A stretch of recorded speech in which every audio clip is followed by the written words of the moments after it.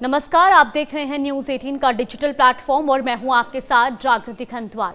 बांग्लादेश में छात्र नेता और इनकलाब मंचों के संयोजक शरीफ उस्मान हादी को शनिवार को अंतिम विदाई दी गई। ढाका के मानिक मियां एवेन्यू स्थित जातीय संसद भवन के साउथ प्लाजा में उनकी नमाज जनाजा संपन्न हुई, जिसमें हजारों लोग शामिल हुए। सुबह से ही लोग छोटे छोटे समूहों में संसद भवन के सामने जुटने लगे थे और जनाजे के दौरान न्याय की मांग करते हुए नारे भी लगाए गए।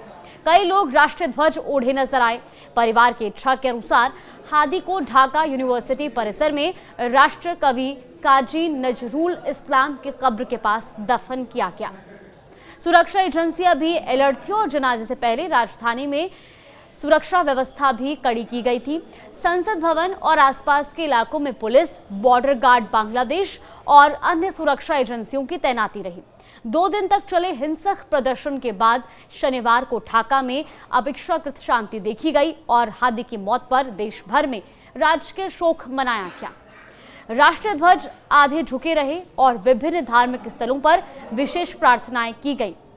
दरअसल शरीफ उस्मान हादी को 12 दिसंबर को ढाका के विजयनगर इलाके में रिक्शे से जाते समय गोली मारी गई थी और हादी की मौत के बाद वहां हिंसा भड़की।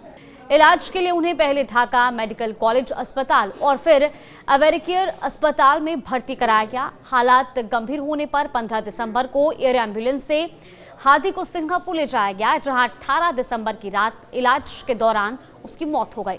शुक्रवार को पार्थिव शरीर ढाका लाया गया। हादी की मौत के बाद बांग्लादेश के कई हिस्सों में विरोध प्रदर्शन, आगजनी और हिंसा की घटनाएं सामने आई थी। मीडिया संस्थानों, सरकारी प्रतिष्ठानों और राजनीतिक नेताओं के घरों को निशाना बनाया गया। हालात बिगड़ने पर प्रशासन ने सुरक्षा कड़ी की और कई जगहों पर अतिरिक्त बल भी तैनात किए गए। लेकिन इस बीच मेमनसिंह में हिंदू युवक दीपूचंद दास की हत्या और लक्ष्मीपुर में बीएनपी नेता के घर में आगजनी जैसी घटनाओं ने माहौल को और तनावपूर्ण बना दिया। हादी की पार्टी ने क्यों अल्टीमेटम दिया है और क्या अल्टीमेटम दिया है, जरा उस पर भी आप गौर करिए। दरअसल इनकलाब मंच के सरकार को हादी के हत्यारों को गिरफ्तार करने के लिए 24 घंटे का अल्टीमेटम दिया है। यह अल्टीमेटम शनिवार दोपहर को ढाका के शाहबाग चौराहे पर हजारों लोगों के इकट्ठा होने के बाद दिया गया। इनकलाब मंच के प्रवक्ता और जुलाई के जन आंदोलन के मुख्य नेताओं में से एक शरीफ उस्मान हादी को जनाजे की नमाज के बाद चेतावनी दी गई और साथ ही शनिवार दोपहर को उस्मान हादी को दफनाने के बाद संगठन के सदस्य सचिव अब्दुल्ला अल जबैर शाहबाग चौराहे पर पहुंचे और कहा कि अगर रविवार यानी कि आज शाम 5:15 तक शरीफ उस्मान हादी के हत्यारों की गिरफ्तारी के बारे में सरकार की तरफ से कोई जवाब नहीं आता है तो वो शाहबाग में फिर से धरना देंगे।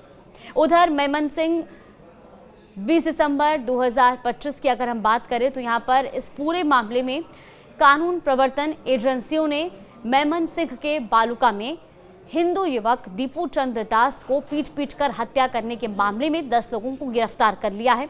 बीते दिन बिहार के दरभंगा में भी विश्व हिंदू परिषद और अलग अलग हिंदू संगठनों के कार्यकर्ताओं ने बांग्लादेश में हिंदुओं पर हो रहे कथित अत्याचार को हाल ही में दीपूचंद दास की निर्मम हत्या के विरोध में जोरदार प्रदर्शन किया।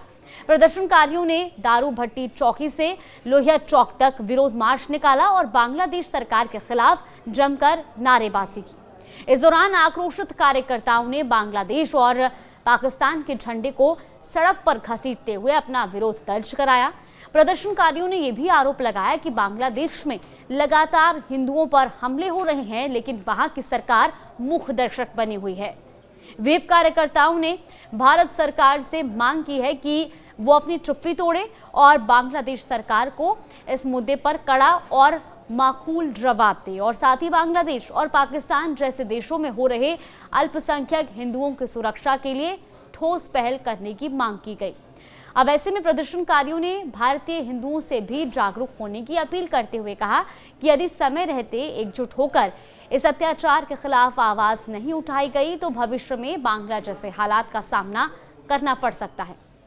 फिलहाल इस पूरी खबर को लेकर आपका क्या मानना है, हमें कमेंट बॉक्स में जरूर बताएं।